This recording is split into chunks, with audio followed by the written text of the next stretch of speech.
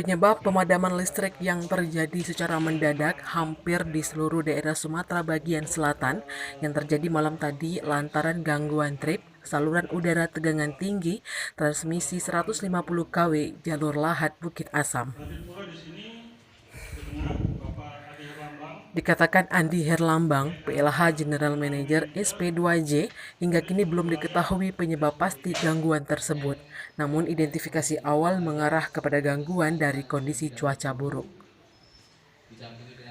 Total pemadaman di Sumatera Selatan sebanyak 699 megawatt yang terjadi serentak pukul 18.31 waktu Indonesia Barat.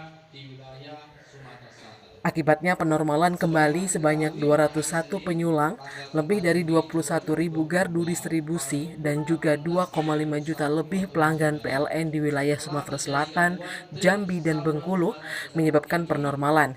Dilakukan secara bertahap mulai dari sisi pembangkitan, transmisi, distribusi, hingga ke seluruh pelanggan.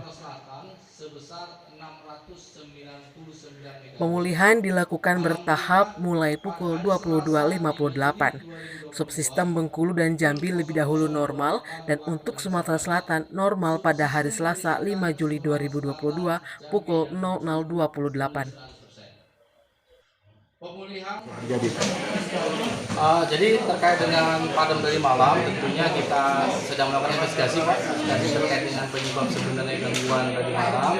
Tapi prinsipnya adalah sistem proteksi kita sudah berjalan sehingga tidak terjadi padam total di sistem Sumatera. Kita akan terus melakukan evaluasi terkait dengan proses penanganan gangguan dan kemudian Alat apa Pak yang rusak Pak? Untuk alatnya sendiri Pak? Untuk alatnya kita masih investigasi Pak, tapi secara umum tidak ada kerusakan.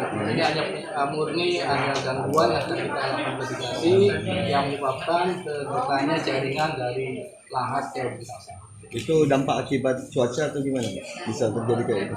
Ya, indikasi cuaca Pak, indikasi cuaca, tapi saya belum bisa memastikan karena masih sedang dilakukan investigasi. Pak, mengenai koordinasi Pak, ini kemarin sempat berhenti di tengah jalan dan koordinasi gimana Pak? Terkait dengan LRT tentunya sudah ada SOP Pak ya dari LRT, kemudian Fornas, untuk Fornas sempat terjadi. Andi menambahkan kini pihaknya masih melakukan investigasi penyebab pasti gangguan tersebut yang diperkirakan memakan waktu 1 kali 24 jam. PLN menyampaikan permohonan maaf atas ketidaknyamanan yang dialami oleh para pelanggan yang terdampak. Tim PLN berhasil memulihkan 100% pasokan listrik ke pelanggan pasca terjadinya gangguan di sebagian wilayah Sumatera dan Bali. DS Erlangga, Sumsel Update melaporkan. Cuaca ekstrim yang menimpa saluran udara tegangan tinggi 150 kV Lahat.